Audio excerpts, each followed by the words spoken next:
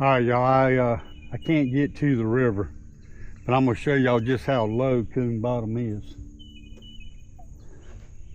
It's extremely low. I'm gonna take you up here to the canals where, so we got a canal on the right we can go through, and we got a canal on the left. I can't get through either one of them, and I'm in a 12-foot John boat. If I had a mud motor, I could make it, but I don't have a mud motor. But this right here is going to be the reason I'm going to buy a mud motor. I'm going to do away with outboards and get me a mud motor for reasons like this right here.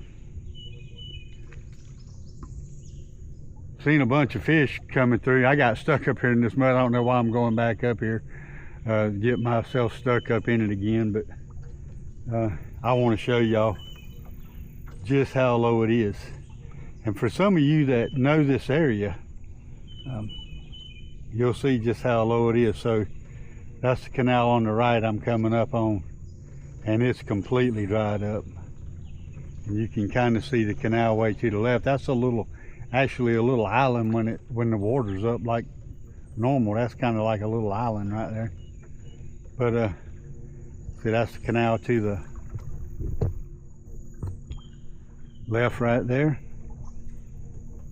And this is the canal to the right here. I'm gonna pull up there to the canal to the right just to show y'all. There's no water in it. It's completely dried up.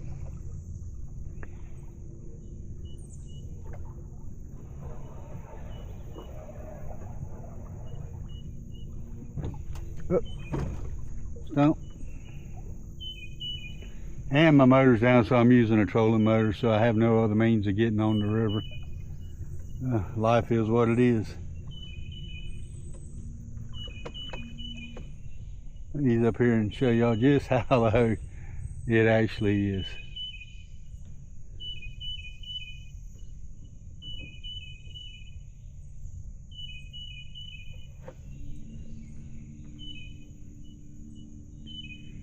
And if you step out in this mud, I promise you, it's going to take you a while to get out, because it's very, very deep.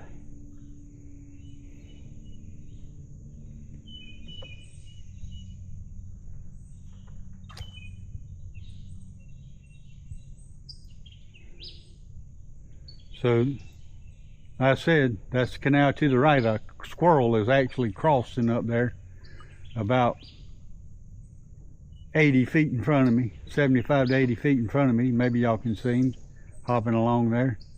This is usually water. There is no water here. I'm gonna back y'all out and show y'all the other.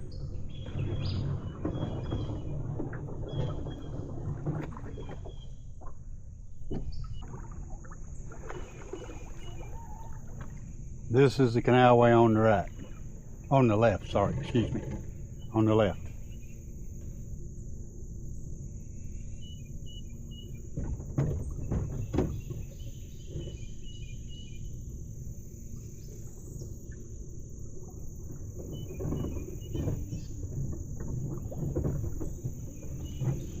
And I'm already in the mud and can't go any further. Like I said, all I got is a trolling motor, but that's it. As far as I can go. And I tried to paddle up, and all I could paddle up to was that little stump right there. That little stump stuck up right there. That's as far as I could paddle. There's absolutely no water. I can't get to the river. And even if I got through here with the water dropping like it is, I would never get back out. I don't know if y'all can see that mud right there, but if you step off in that, you are going straight down. Y'all, I have been all through Coon Bottom here, and with the way the water's dropped, it has left nothing but mud on the banks. The only place that's got any kind of place you can climb out of is at the boat landing, and I don't really want to camp at the boat landing by no means. Too many people come to these boat landings that are, well, not trustworthy sometimes.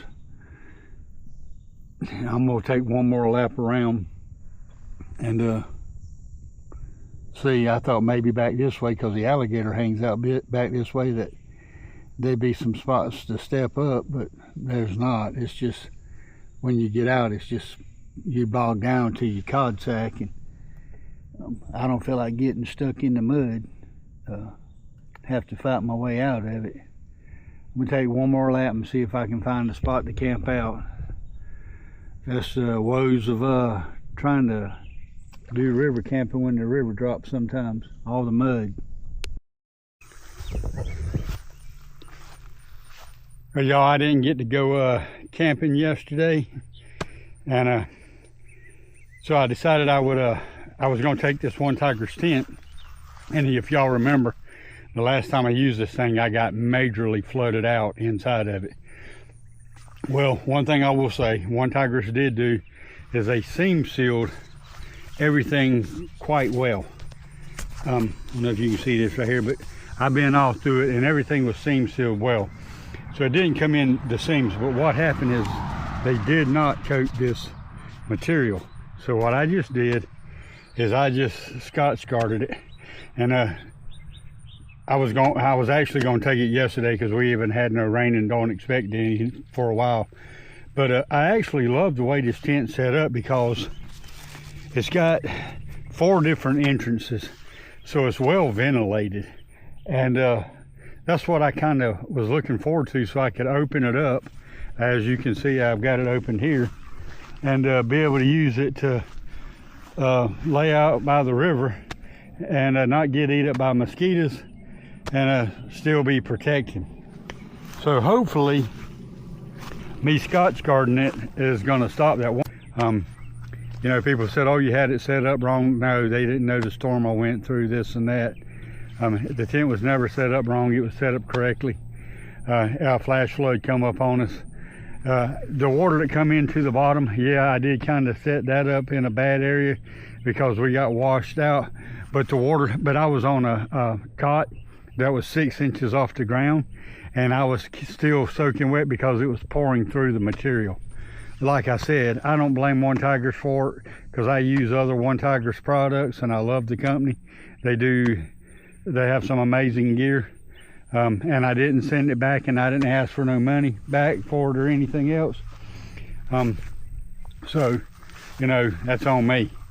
But I do love the tent because it's plenty roomy for me. And not exactly sure how, but my son gave me this little grab bar. I'm gonna probably put, I want to do some kind of light floor because I just want to do it back here in the back of the John boat. But I'm gonna mount that because I'm eventually gonna get me a mud motor. No ifs, ands, buts about that. I don't know how I'm gonna do it, but I'm gonna come up with a mud motor some way, somehow. And I got to get this boat cleaned out and rewire my lights and stuff. But yeah, I thought this was pretty cool. It's gonna make a great little grab bar for me to stand up, operate the mud motor with. I just got to figure out some kind of, I don't really want to add plywood, but maybe one sheet back here won't be too much. Probably be the lightest thing I could do is just put a piece right in here and mount this to it. So that'll be another project I'm gonna do, is get a little mud motor going. Between Bama Outdoors and Zach Skipper Outdoors, both of them guys have mud motors, and I want me one now after watching their videos. Y'all go check out Bama Outdoors and Zach Skipper Outdoors, and you'll see why I want a mud motor. And I appreciate y'all watching.